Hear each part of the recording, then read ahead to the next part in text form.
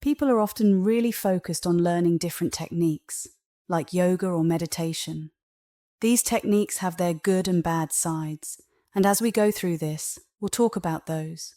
But what's most important in your spiritual journey is your intention, why you're doing what you do. You can learn every technique there is, but if you don't understand the purpose behind using them, or if they're not aimed at the highest possible goal, then they won't really take you where you need to go. For example, you might do yoga, and it can help you feel healthier or calm your mind. That's good, but it doesn't really answer the bigger question about the meaning of your life. It just makes life a little more pleasant. That's why we always have conversations to explain the bigger picture of what's really happening. Let's start with the simple part, and then go deeper. What's really happening is that you, as a human being, are supposed to feel deep joy and ecstasy in life. The whole purpose of creation, the reason everything exists, is for the divine or God, which is infinite and present everywhere, to express itself. This divine energy, call it God, the universe, or whatever name you prefer, is the source of everything. It exists everywhere, from the smallest particle to the vast galaxies, and it creates everything you see and experience. But why does it create? The purpose is for this divine energy to express and experience itself. Think of it like this. An artist feels the need to create something beautiful, maybe through painting, sculpting, or music. They have this inner urge to express their creativity and beauty. After they create it, they want to step back, look at it, and experience what they've made. In the same way, God or the universe already has everything. Nothing is missing. It's all perfect and ecstatic. But it still creates because creation allows it to experience and express itself in endless ways. That's the whole point of creation. It exists so that this divine energy can feel itself, experience itself, and express itself through everything. Now, what does this have to do with you? It has everything to do with you. You are part of this divine creation, and you exist so that God can experience itself through you. You are an expression of the divine, and your life is meant to be full of ecstatic experiences. Every part of life, whether it's birth, death, health, sickness, every single thing is part of this experience, and the experience itself is the point. Life is supposed to be rich and fulfilling, full of these experiences. But something went wrong, didn't it? Because life on this planet doesn't always feel ecstatic. In fact, it often feels far from it. What happened? Why did we, on this small planet in the universe, lose touch with that ecstasy and divine joy? The answer is simple, even though the problem seems big. It's not hard to understand at all, and we talk about this a lot. The only reason you're not living in a state of constant joy, bliss, or oneness with the divine is because you've gotten too attached to the physical world around you. You started to believe that you are the things you're experiencing, instead of realizing that you're something much bigger. Instead of seeing yourself as divine consciousness, you got wrapped up in the creation itself. You started identifying with your body, your thoughts, and your experiences, rather than recognizing that you are the one experiencing those things. In truth, you are meant to be like an ambassador of the divine, living in this world but passing those experiences back to the divine through your senses and awareness. The physical world, or the physical plane, needs to express itself. But after it expresses itself, it eventually finds its way back to consciousness, the deeper awareness that is always present. This is actually the whole purpose of creation. Think of it like when you make a painting. First, you create it in the physical world. It's outside of you on a canvas. But how do you experience it? By looking at it, feeling it, and letting it touch you inside. There's a moment of joy when that happens.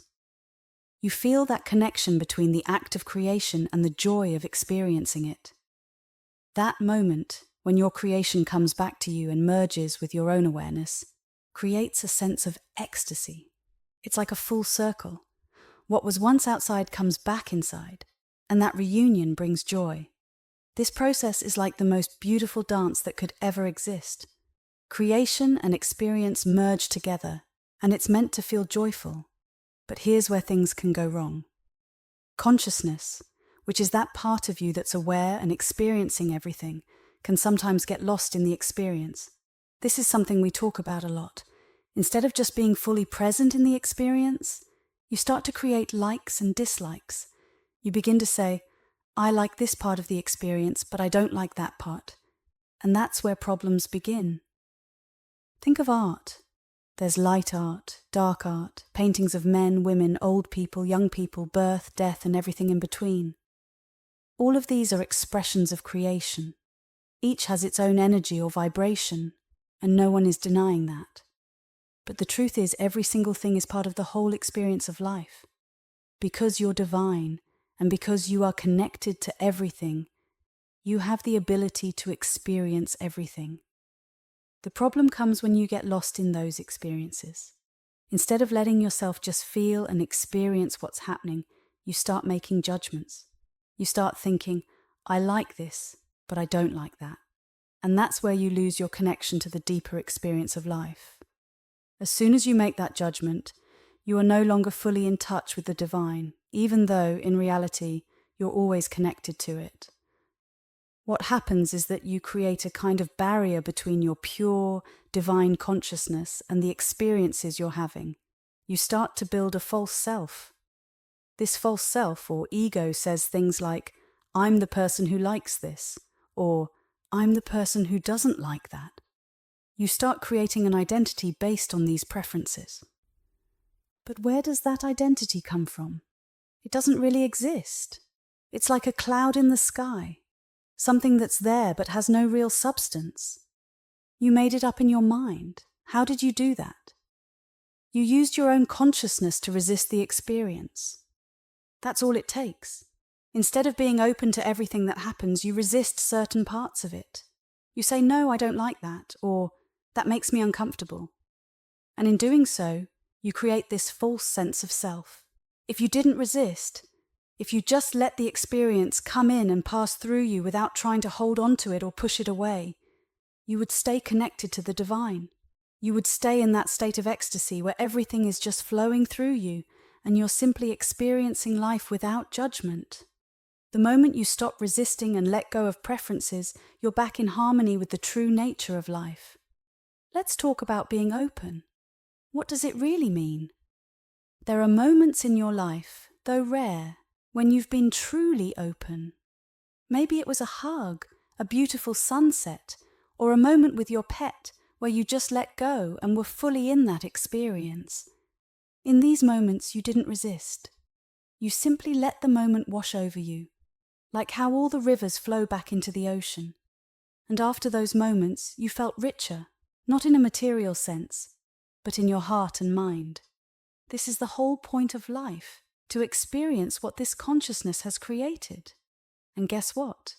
You are part of that creation. You are here to let these experiences happen. But sometimes, for reasons we may not fully understand, you resist. That resistance, that's what people call the original sin. It's when you don't allow an experience to fully happen. Instead of letting it flow naturally into your consciousness, you hold it back. It's as if you tighten up and stop the experience from merging with you. When you do that, you close off. You start carrying these blocked experiences inside you. Over time, that builds up. You store all these things inside that you didn't let yourself fully feel or go through. That's what's inside you. Those unfinished moments, those experiences that got stuck. But those moments were supposed to make it all the way through you. They were supposed to make you feel more complete, more connected to life and creation. It's as if God, or consciousness, is experiencing itself through these moments. But when you resist, you interfere with that natural flow. You use your willpower, the ability to focus your consciousness on something. And instead of letting things flow, you block them. When you focus on something too much or resist it, you stop it from moving through you. And that's how you end up closed off. Whether you focus on something because you liked it or because you didn't, it sticks with you. You hold on to it simply by giving it more of your attention. Imagine you're out in a field. There are trees, blades of grass, sunshine, clouds, and noises around you. Suddenly you see a rattlesnake. What happens? That snake grabs your attention way more than the grass or the trees. Everything in the field is equal, but not to you. You focus on the snake so much that when someone asks you later, "What else was there?" you might not even remember. Was there grass? Were there clouds? You don't know because your mind was totally locked onto that rattlesnake. You didn't let the snake pass through your awareness like the grass or the clouds did. You held on to that moment by putting extra focus on it. That's how your mind works. When you focus on something more intensely, it sticks inside you. You give it more of your energy, more of your power, and later on, when you think about it, even years down the road, that feeling can come right back. Maybe it even makes you uncomfortable and you push it down again, trying to avoid it. But it's still there because you stored that experience inside you. This happens with things you don't like, but also with things you do like. Imagine you're at a big party with thousands of people, but you're only paying attention to one person. Everyone else in the room fades into the background because your focus is on them. If someone asks you later, "What was the food like? What did the room look like?" you won't have a clue because you only had eyes for that one person. And years later, when you think about that moment, you'll feel the same emotions you did then. Unless, of course, you broke up and those feelings changed. The key point here is that you're storing all these experiences inside you, whether they're good or bad. It's not all equal to you, even though in reality everything is made of the same basic stuff. If you look at the periodic table, you'll see that everything in the world, trees, grass, men, women, animals, and even the rattlesnake, is made from the same elements. There's no difference at that basic level.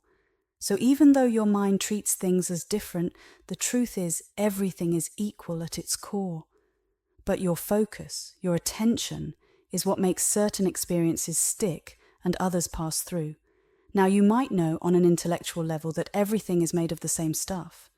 But in between that truth and your daily life, there's this layer of humanness. What is that humanness made of? It's made up of your likes and dislikes, your preferences, your hopes, dreams, ideas, and beliefs. But here's the thing, none of those are real. Can you physically show me a concept? Can you point to a belief? Can you hold a hope in your hand? No, because they don't exist out here in the real world, and they're not truly a part of your consciousness. You built them. You built this complex structure in your mind, this cage based on what you've held on to. That's the meaning behind the idea of eating from the tree of knowledge. You've built a self, a sense of being human, out of the things you've clung to or pushed away. So, what does it mean to be human then? It means you don't get to experience pure bliss or ecstasy all the time. But don't defend it by saying, "Well, I'm only human." No, you're not. You built this version of yourself out of your past experiences. The ones you either didn't let go of because you liked them, or the ones you pushed away because you didn't like them. And that's the core of the problem. This is what the great Buddhist teachings talk about. How the root of all suffering is our attachment to preferences. The Buddha was right. Now that doesn't mean you're not allowed to have preferences. It just means you need to recognize the truth, even if you're not ready to fully live it yet. And the truth is this, everything is made up of atoms. But here's the thing, even atoms aren't really there. You might have learned that everything is made of atoms, but go deeper. What are atoms made of? Electrons, neutrons, protons? Nope, they're not even real either. Dig deeper still, and you find that everything is just energy. Waves in a quantum field that behave like particles. But they aren't really particles. It's all just energy. You don't need to be a physicist to understand this. Remember Einstein's equation, E/mc2? It's all energy. Everything you see, everything around you is just energy. There's not even atoms or elements. At the deepest level, there's nothing out there. Think of it like an old-fashioned movie projector. In the old days, movies were shown using light bulbs shining through a reel of film. Now imagine watching a movie like that. If you weren't caught up in the movie itself, you'd see the light passing through the film, hitting the screen and creating the images you're watching. The film makes it look like cars are speeding, people are talking, and all sorts of things are happening, but in reality, it's just light passing through film. There's nothing actually happening. That's the truth of what's going on in life. Everything you see, everything you experience is just like that light passing through film. It's all energy being projected, but we get so caught up in the story that we forget it's just light. Now here's the part that might blow your mind. The speed of light is always constant, no matter what. If you're standing still, light travels at 186,000 miles per second. If you're moving alongside the light beam at the exact same speed and you measure the speed of light, it's still 186,000 miles per second. Even if you're going in the opposite direction, it doesn't change. How can that be? The only way it makes sense is if everything is made of light. The car, the light beam, everything around you, it's all made of light. So everything is moving at the same speed. At its core, everything is light. That's why the speed of light never changes, no matter how fast you go or in which direction. It's because the whole universe is made of the same light. Just like that movie on the screen, it's all a projection, all made of the same thing, light. Now, in reality, there's nothing out there. But as humans, we don't want to hear that, and we definitely aren't living as if it's true. Why is that? Because we've created this whole system in our minds and hearts, built from our past experiences. You've stored these things inside yourself over the years, and now you have preferences because of them. Think about it. Every one of us has different preferences, and they all come from things we've experienced. You don't have a preference for something you've never encountered. If you had a good experience with something, you want it to happen again. If it wasn't a good experience, you'll do whatever it takes to avoid it. That seems logical, right? But that's where the problem starts. This way of thinking becomes a trap. It ruins the real meaning of your life because now your entire existence revolves around trying to control what happens around you. You want to make life fit your preferences and avoid what you don't like. That's how most people live.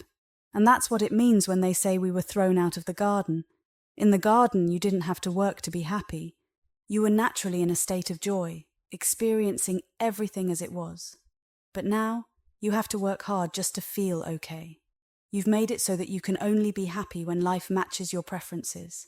And if it doesn't, or if something reminds you of a negative experience, you feel miserable. This idea usually takes a while to explain fully, but I think you're getting it. This is what's going on in life. So what's the meaning of life?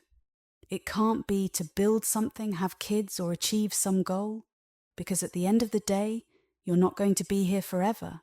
You're only here for a brief moment. The Earth has been around for 4.5 billion years, and you'll be here for maybe 80, 90, or 100 years if you're lucky. That's nothing compared to the age of the Earth. And yet, instead of enjoying this brief time, you spend it worrying, struggling, stressing, feeling anxious, and creating unnecessary tension. You're doing that to yourself. God didn't make you suffer. God created the world out of joy, out of bliss, to experience that same bliss through creation. But instead of going along with that, we decided to resist and make a mess of things. That's the situation we find ourselves in. So what is the meaning of life? Whether it's for you, me, a tiny organism like an amoeba, or anything else, the answer is the same. The meaning of life is to let go, return to that natural state of joy, and merge back with the flow of life. It's about getting back to that state of harmony, just like being in the Garden of Eden again. We need to return to that pure, blissful state, kind of like what the song from Woodstock said. We've got to get ourselves back to the garden. That's the true purpose. Now can you stop all this nonsense? Your consciousness is completely pure, like a beam of light. The light is always the same, no matter what it's shining on. Whether it's showing something good or bad, rated X or PG, the light itself never changes. There's no sin, no judgment, it's just pure light. But the thing is, this light is shining through your mind, through all the stuff you've collected over time. You created this mental film, and that's what's playing out in your life. So what's the meaning of life for everyone? It's to let go of all that stuff you've built up in your mind and return to what's real. It's about allowing God, or the divine, to experience the joy and ecstasy of creation through you. That's what the enlightened ones have figured out. They've returned to that light, that pure state of being, and they just live in that state of pure joy and ecstasy. That's why they're called enlightened, because they're back in the light, living in a state of complete bliss. So what is nirvana then? I don't talk about it much because most people have never come close to experiencing it. They can't even imagine it. Imagine just sitting still, doing nothing, but feeling waves and waves of pure joy and ecstasy pouring through your entire being. It's beyond anything like love between people or winning the lottery 1,000,000 times. It's just this endless, powerful, overwhelming joy, and that's who you really are deep inside. When you reconnect with that, you bring that divine joy back into your life because that's your true self. So the real meaning of life is to realize your true self, to merge back with your divine origin, with God. That's what self-realization is. You come back to that original state of pure joy and connection. Now, how do you do that? That's the big question. Some people teach renunciation. They say the world makes all these impressions on you, like it stirs up your emotions and triggers your past experiences. We all have stuff inside us, and when something in the world touches that stuff, it brings it to the surface. Buddhists call these samskaras, the old baggage you carry around. So some teachers suggest that you renounce the world. Stay away from anything that triggers your stuff. Don't deal with money, don't get into relationships, don't get involved with anything that stirs up your emotions. The idea is that if you don't touch any of it, you can find your way back to that pure state. But the really wise teachers, the greatest ones, don't teach full renunciation. Sure, there might be stages in your spiritual growth where it's helpful to step back from things and not get caught up in them. That's part of your journey, and there's nothing wrong with that. But renouncing everything can't be the ultimate meaning of life. Why?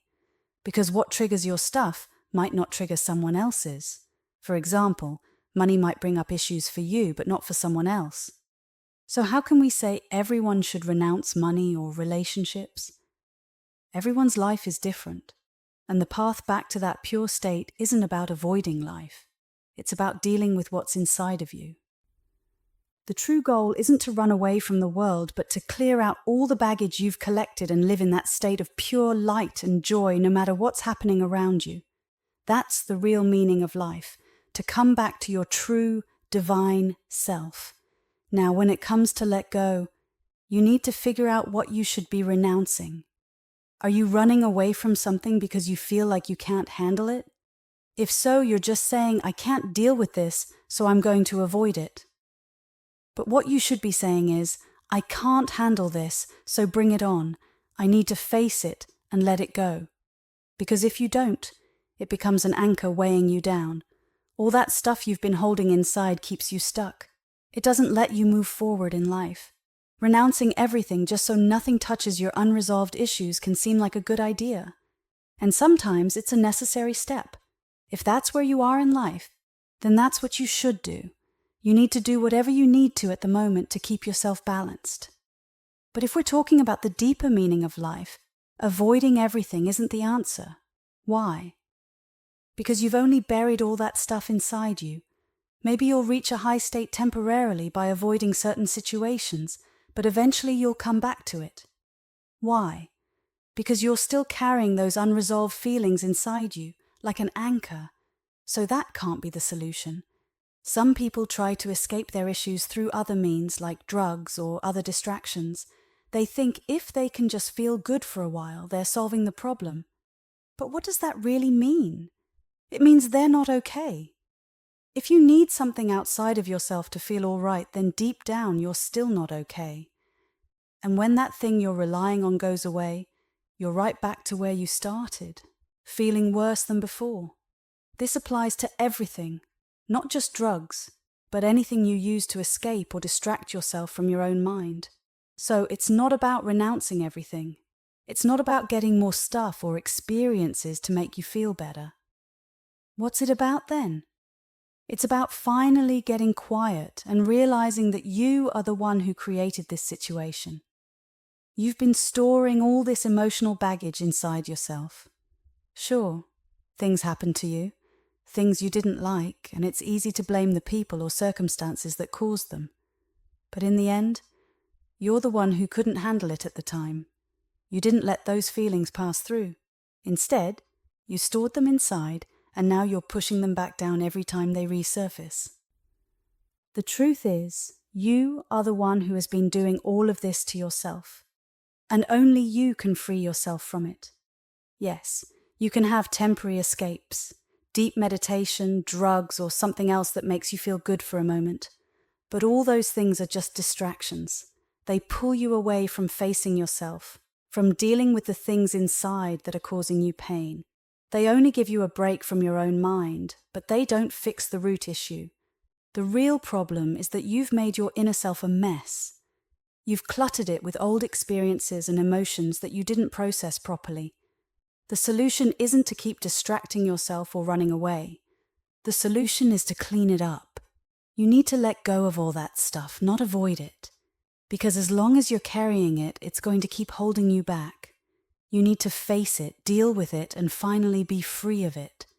Only then can you truly be at peace. Now, what does it actually mean to grow as a person? Real growth starts when you realize that you don't need to put any more emotional baggage inside of you. Let's take this step by step. First, think about this. You've already got enough stuff inside, right? How many sensitive spots do you have? How many sore spots, issues, or things that bother you? Probably enough already, right? So the first thing you want to do is stop adding more to that pile. And then, at some point, you'll want to start letting go of what's already stored inside. Why did you store all this stuff in the first place? It's simple. You couldn't handle it at the time. If you had been able to handle those experiences, they would have passed through you. They wouldn't have stuck around. But when you couldn't deal with something, it got stored inside. Think of it like this. When you're listening to beautiful music, it's a nice experience, and you just enjoy it. But let's say the music has a French horn solo, and your ex-girlfriend used to play the French horn. All of a sudden, that music isn't so nice anymore, right? Why? Because you've got unresolved feelings about your ex. That's what happens when we store things inside ourselves. We can't fully enjoy life because certain things trigger those old memories or emotions. So the first step in real growth is to stop putting more of these emotional issues inside yourself. But it doesn't stop there. The ultimate goal is to learn how to let go of what's already in there, little by little, moment by moment. This is a lifelong process, not just something you do during meditation or self-reflection. Yes, those things help, and I'm not saying don't meditate or don't engage with others. Of course, do those things. They are important. But what I'm talking about is making this process of letting go the central focus of your life. It's like setting a goal, a guiding principle that you move toward every day. You've probably heard the phrase stairway to heaven. It's not about jumping to the top in one go. Growth happens in stages, step by step. But you need to understand what the ultimate purpose of all this is. It's to clear out the stuff you've been holding on to. And what happens when you finally clear it out? You return to a state of joy, of pure happiness, what some might call returning to the garden. You're filled with ecstasy, with peace. Imagine this. If you're feeling depressed right now, it's not actually you who's depressed. You, as pure consciousness, are simply watching a messed up, cluttered psyche. You're not the depression. You're the awareness that sees it. Real growth is about getting rid of that clutter, freeing yourself from the baggage. And as you do, you'll find that your natural state is one of joy, not suffering. That's what this whole process is about, letting go step by step until you're free from the things that have been weighing you down. Imagine something happens and suddenly you're happy again. It's funny how quickly your mood can change, right? But here's the thing. Your consciousness, the part of you that's aware, is always pure. Nothing ever happens to that. It's like a light shining through a projector. The movie playing might change, but the light itself stays the same no matter what. So why get so caught up in the movie? It's just a projection on the screen. You're the light, not the movie. This means that the purpose of your life is to let go of all the junk you've stored inside, those memories, emotions, and unresolved issues, and stop adding more to it. When you finally do that, you'll experience the pure light. You'll feel a deep sense of happiness and peace, what some might call ecstasy. But right now you can't fully see that light because it's being blocked by all the stuff you've collected over the years. The meaning of your life is to purify yourself, to let go of the personal baggage that you've mistaken for who you are. As Christ said, it's like dying to be reborn. You're not dying physically, but letting the personal self, the part of you that's tied to all these emotional attachments, fade away. You're not really human in the sense of being limited to just this body and these experiences. That's like saying you're the car in the movie or the characters on the screen. You're not those things. You're the light that shines through everything. What you really are is pure consciousness, and all that garbage you've stored inside acts like a filter. That filter distorts the world, making it seem like you're trapped in this mess. But in reality, it's just the light shining through all that emotional clutter. So the purpose of your life is to cleanse yourself of that garbage, stop adding more to it, and let go of what's already there. You might be wondering, okay, what's the technique for doing this? Well, that is the technique. Letting go, not adding more, and cleansing yourself is the technique. Every other approach, whether it's meditation, mindfulness, or renunciation, is really just a way of trying to do this. For example, with renunciation, you might avoid certain things to stop triggering your stored emotions. But avoiding things isn't enough. It's a step, but it's not the final answer. To be truly free, to feel liberated, you have to go deeper.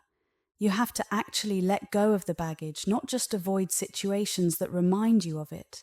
That's the real work. When you finally let go of everything you've been holding on to, that's when you'll experience true freedom, when you'll feel the light of pure consciousness shining without any filters. That's the real purpose of life, to be free from the emotional junk that's weighing you down and to live in the light. Whenever you do something spiritual, like reading the Bible or any other spiritual text, you might wonder, why is this spiritual? The reason is that these activities help shift your mind away from the things that have been weighing you down or causing you problems. They help lift your thinking to a higher level, even if only for a short time. The book itself doesn't take you all the way to that higher place, but it still has value because it points you in the right direction. Setting aside time to go to church, the temple, the synagogue, or to meditate is a better use of your time than constantly chasing what you want or avoiding what you don't want. That's what most of us do all day, always trying to get something or run from something. But living that way doesn't really get you anywhere. It's like giving into an addiction. Imagine being addicted to something like heroin and saying, "I'll be okay if I just get more." In the same way, many people think, "I'll be okay if I just get what I want." But that's not true. It's just a temporary fix and it doesn't solve the real issue. We get stuck in this cycle and it's hard to break free from it. It's hard to even listen to ideas that challenge it because we're so used to chasing things. But deep down, at some point, you'll remember what we're talking about here, the deeper meaning of your life. The things you think you need to be okay are just distractions. They keep you from dealing with the things inside you that need to be let go. The real purpose of life is to let go of all that stuff you've been holding on to. That's it, learning to let go. But how do you actually do that? There are many teachers and teachings out there that can guide you. They're all valuable and helpful in different ways. Some people ask, "Do I need a guru?" The truth is, When you are truly ready to use your own willpower, wisdom, focus, and intent to let go and grow, every spiritual teacher or enlightened person, whether alive or passed on, will be there to help you. They will be dedicated to your growth, and you won't be able to avoid their guidance. Think of it like a parent and child. If you're a parent and your child needs help, of course you're going to help them. In the same way, no matter what religion you follow, spiritual leaders like Christ or Buddha would help anyone who sincerely seeks to grow. It doesn't matter what your beliefs are or where you come from. If you're committed to rising above your current state, anyone who is on a higher spiritual level will want to help you. So here's the deal. When it comes to finding a spiritual teacher or guru, you don't need to run around desperately looking for one. Let the right teacher find you. Instead of hopping from place to place, like from one ashram to another, you need to focus on doing the work inside yourself. You're the one who is responsible for your inner world. The challenges you face are yours, and only you can work through them. You need to be willing to let parts of yourself go, like your old habits, thoughts, or beliefs, so that you can grow and become something new. Now, how do you actually do that? First, understand what doesn't work. One way that won't help is if you start forming all kinds of ideas, opinions, and dreams about what spirituality is supposed to be. You might get caught up in trying to define yourself as a spiritual person, just like people define themselves by worldly things like success, status, or appearance. You can easily make just as big a mess of your spiritual journey as you do with everyday life if you let your ego take over. This is called spiritual ego. Many people fall into this trap. Instead of dealing with their inner struggles, they focus on building an image of being enlightened or above it all. They might say things like, "I've made it, I'm enlightened now, nothing bothers me anymore." But that's not real growth. It's just another mental game. Your ego will happily play along because it wants to survive. You've built up your ego over time, and it has become like a monster that doesn't want to be destroyed. So how do you actually move forward? The truth is, what really works, and you'll eventually see that it's the only thing that works, is to recognize that life itself is your greatest teacher. You might think the purpose of life is to get married, have kids, or land a great job. And while there's nothing wrong with those things, there's a deeper purpose. The most important thing is how life works with you, helping you grow. Life is like your ultimate guru because it knows exactly how to challenge you. It will push your buttons, not on purpose, but because that's what happens when you have unresolved issues. If there's something inside you that you haven't dealt with, life will bring it up sooner or later. You don't even have to go looking for it. It will naturally come to the surface when the right situation shows up. For example, let's say you went through a tough breakup with someone who played the French horn. Now, whenever you hear a French horn, it stirs up old feelings or pain. Nobody is intentionally trying to hurt you by playing a French horn. It's just that your unresolved feelings are still there. Life doesn't need to try to push your buttons. It happens automatically because you haven't let go of that emotional baggage. So, in the end, your work is to deal with that stuff inside of you. Life will keep giving you opportunities to do that, whether you're ready or not. You had a relationship and it didn't go well, so now you have this attitude like, all men are the same. Every time you see a man, you think, men, and it's just a bad feeling. But here's the thing, it's not really about men. It's about your experience with certain people, and now you carry that baggage. It could just as easily be about women or any group of people. You might say, I don't like foreigners, or I don't trust people from certain religions. It could be anything. You've built up these beliefs inside yourself, and now they block you from seeing clearly. What's interesting is that you believe you're right about it. You don't just hold on to these thoughts, you defend them. You think, I'm the one who knows the truth, and that's funny when you think about it. You've created this story in your mind and convinced yourself it's true. But the real purpose of life is to let go of all that baggage. It's not about being right or wrong, it's about being free or not free.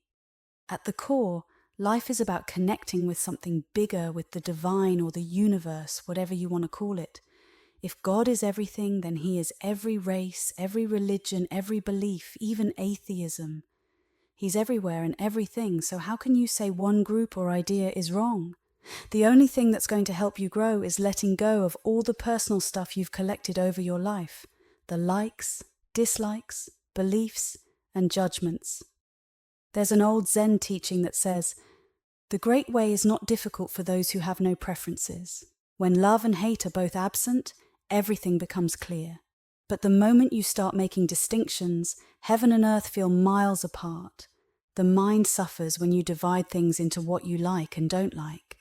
So the goal is to stop dividing, to let go of the mind's need to judge everything. Only then can you find real peace." Zen teaches some deep stuff, right? When it says love and hate are absent, it means there's no positive or negative, no like or dislike. It's just a translation. What this is really telling us is that as long as you have stuff inside, like opinions, judgments, and emotional baggage, you can't reach enlightenment. Why? Because your mind is caught up in all that stuff. If you're walking around thinking you're spiritual, and that your beliefs are spiritual, you're missing the point. There are no spiritual beliefs. There are just things you decided to believe based on your experiences. And sure, you've got your reasons for why you believe what you believe, right? You had certain experiences with certain people, situations, or groups. And now you think, I know what I'm talking about because I went through it, I'm right. But here's the thing. Someone else had a totally different experience and they feel just as strongly that they're right. Look at how divided people are nowadays, especially in politics. Who's really right? There's a line from a 1960s song that says, "How can everybody be right if everybody's wrong?" It's a good question. The truth is, none of us are right. There's no absolute right or wrong, just universal oneness. Yet we get caught up in our own drama, arguing about who's right, which car is better, which religion is true. Meanwhile, if you step back, all of that just seems silly. The key is to stop buying into your own emotional baggage, but that doesn't happen overnight. It's a process, but at least you're listening, and that's the first step toward liberation. Liberation doesn't mean you're free from life. It means you've freed yourself from your own mind, and once that happens, everything else feels free too. So, how do you get there? Instead of trying to make life fit into what you need to feel okay, recognize that just because something makes you feel good doesn't make it right.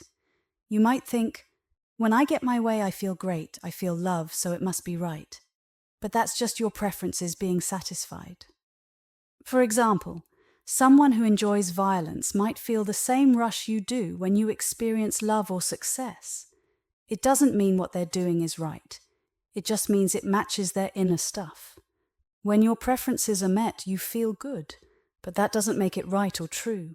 Please don't get caught up in thinking you're right just because something makes you feel a certain way. The real meaning of life is purification, letting go of all the stuff you've collected. As Christ said, it's about dying to be reborn. Not physically, but dying to your personal attachments and being reborn into something greater. When you let go of the personal, what's left is pure light, like a light bulb. And that's how you change the world, the way Christ, Buddha, and other great ones did. But how do you get to that level? It takes a deep commitment to realizing that if you have emotional baggage inside, life is going to hit it. That's just how it works. Think about it. If you had a big argument with someone yesterday, you probably don't want to run into them today. You might even go out of your way to avoid them, right? It's the same with the baggage inside you. If you don't deal with it, life is going to keep poking at it and you'll keep feeling triggered. The goal is to clear all that out, to be free from it. Only then can you live in a way that's truly liberated, where life's ups and downs don't shake you because you're no longer attached to your personal stuff. If you're wondering if God is purposely making things happen to test you, no, that's not it. Things happen simply because you have stuff inside you that gets triggered. It's really simple. God created a universe that works in perfect harmony.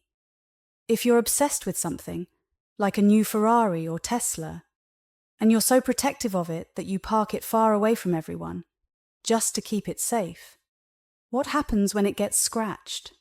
You're going to freak out, right? But here's the thing. It's just a scratch. Scratches happen. The real issue isn't the scratch. It's how attached you are to the car. You created that situation by caring too much about it. The same thing happens in relationships. You might think, this is my special person. They should love only me, be loyal to me, and never give anyone else attention. You expect them to follow your rules, like, if they dance with someone else, they should stop after a few seconds and come back to me. But if you have all these expectations, your relationship will cause you more suffering than joy. Why? Because you've created the emotional baggage, and now you can't handle it when life doesn't go the way you want. It's not that the other person is doing something wrong, it's that you've already set yourself up to be upset because of your own expectations. Now, this doesn't mean you shouldn't address issues in life.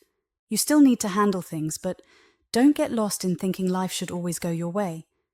So, how do you let go of all this stuff?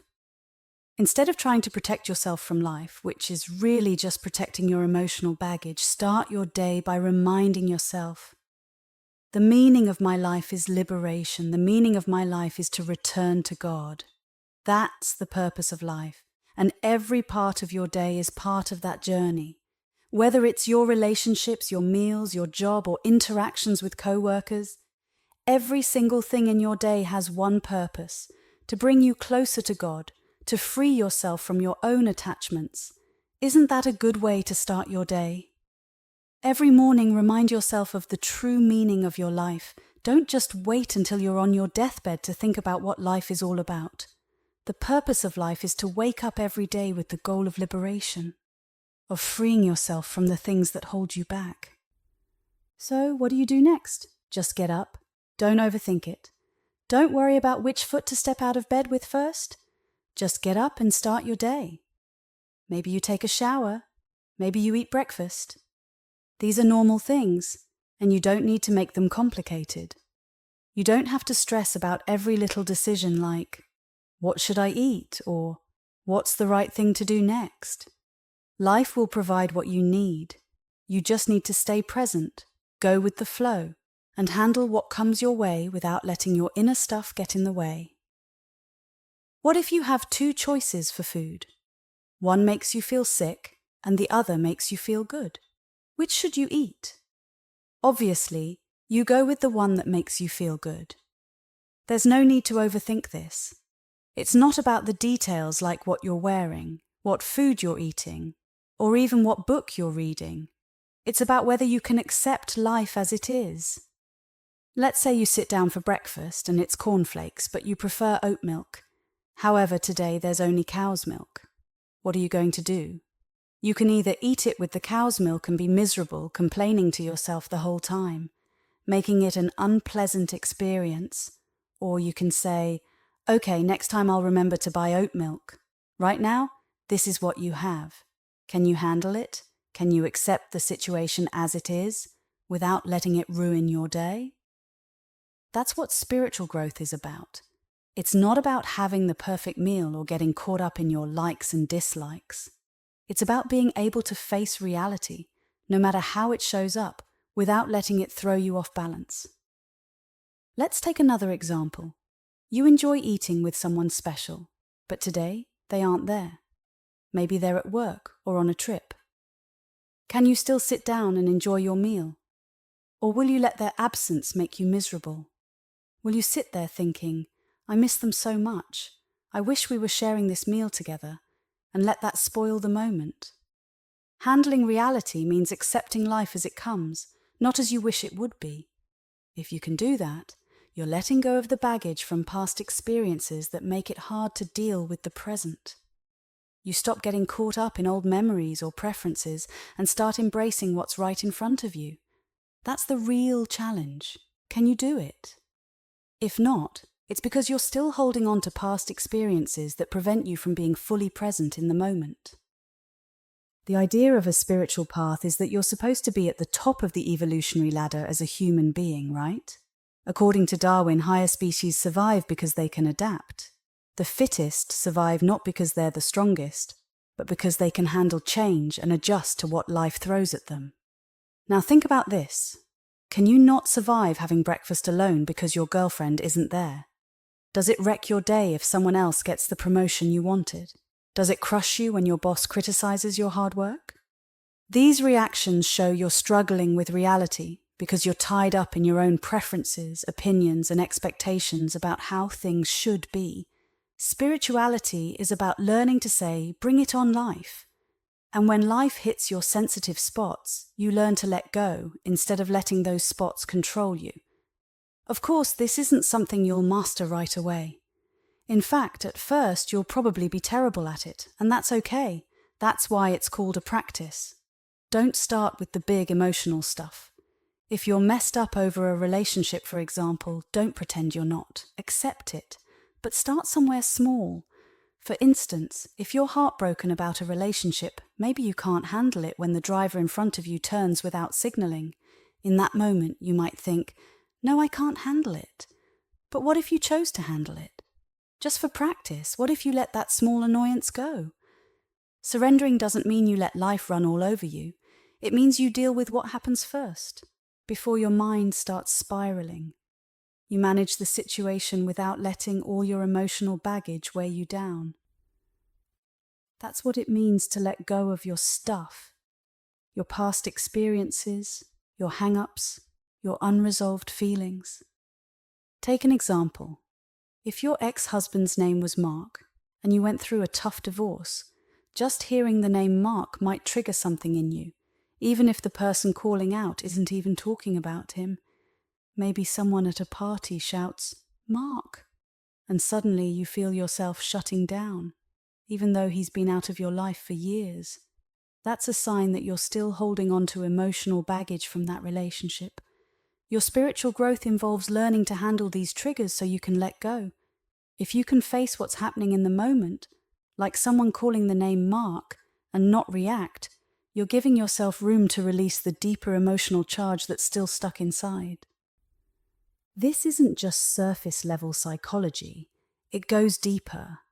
It's not about dealing with the person who hurt you, but about whether you can handle the memories and emotions that come up when you're reminded of them. When you learn to face these triggers without reacting, you're giving space for the whole experience to pass through and complete its journey.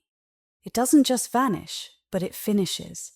And that's what letting go truly means. Once you've worked through your emotional baggage about someone like Mark, you'll eventually feel love and peace when you think of them. Think about it. You were married to this person for 10 years. That's significant.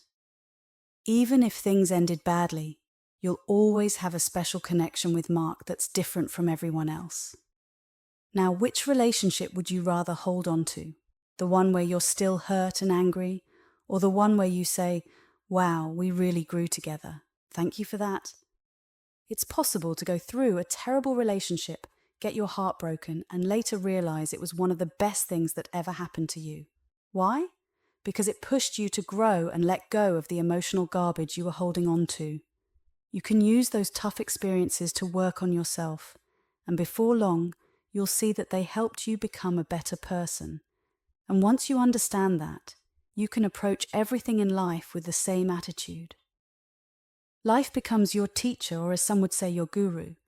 Now every small moments become opportunities to grow. If you blush, so what? If you're embarrassed, let it be. You face it, deal with it, and let it go. This is how you purify yourself. It's about letting go of all those little parts of yourself that can't handle life's small challenges. And you know what? You won't always get it right. You'll step into an elevator, burp, and feel awkward. Or maybe you'll spill ketchup on your pants at lunch and spend the rest of the day trying to hide it. Those are the moments life throws at you to help you grow.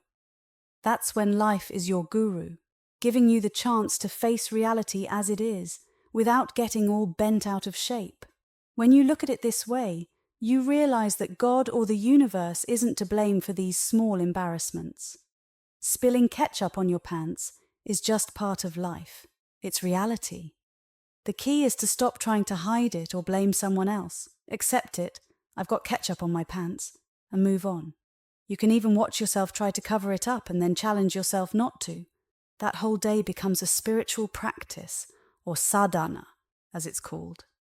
You're cleansing yourself, letting go of all those little things that used to bother you. Surrender is about this, letting go of the part of you that can't handle reality. And if you start practicing this with the small things, you'll get better at it. I urge you to begin with the small stuff, just like learning to play piano by practicing scales, or getting better at tennis by working with a coach. You'll improve at handling life's challenges. You'll find that, over time, you get better at accepting and dealing with reality.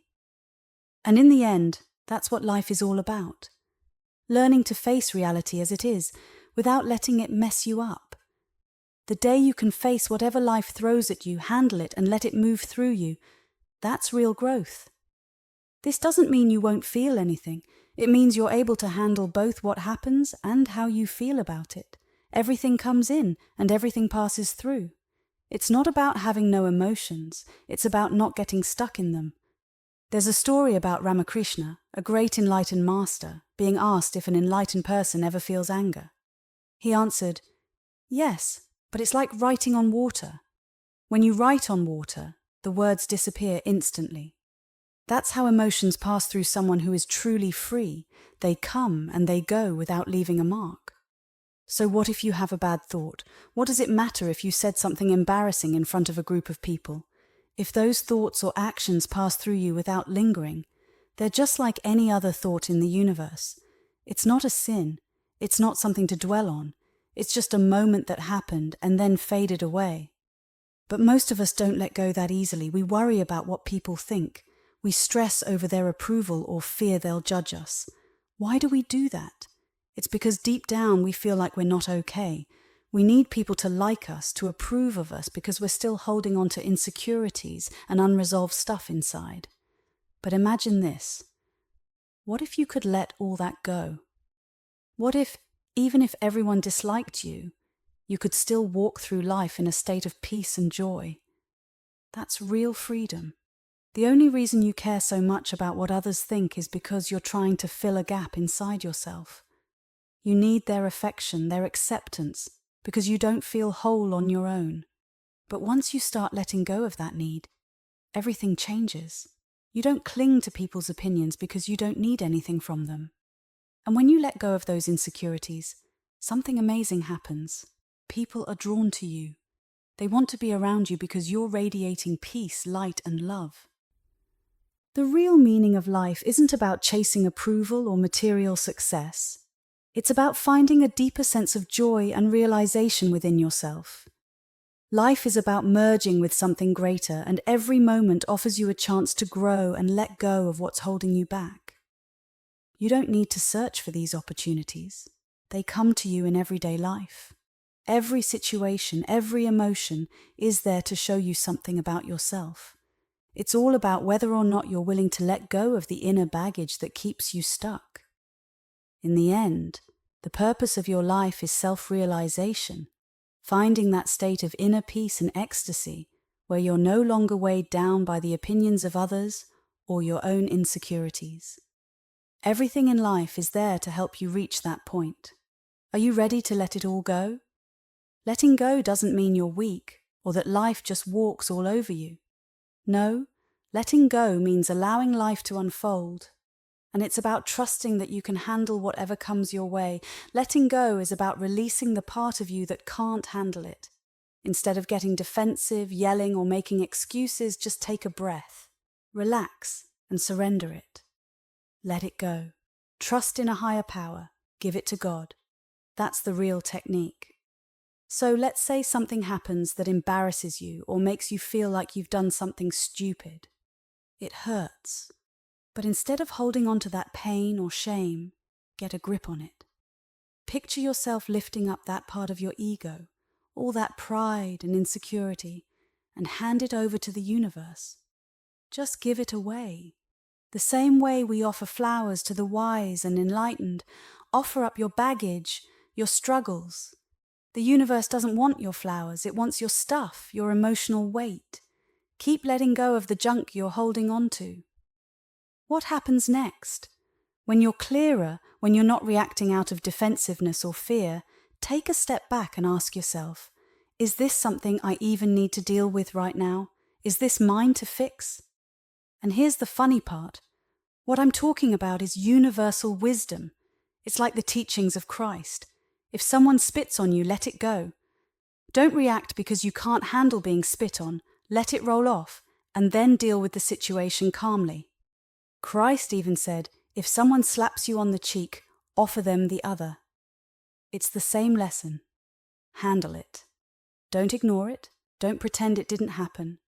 But don't react in anger or pain just because you couldn't handle the hit. Do you see the difference? If you're reacting because your ego is bruised, you're just feeding that negativity. But if you can truly handle it inside, then you can make a rational decision about what to do next. That's the power of letting go. Life will keep putting stuff in front of you to test you. That's how it works. Can business stress bring up your issues? Of course. Can relationships push your buttons? Absolutely. Kids, pets, friends, all of it can stir up your inner struggles. But that's exactly why you're here. You're here to use life as your teacher, your guide, to keep letting go and growing stronger. Thank you for listening.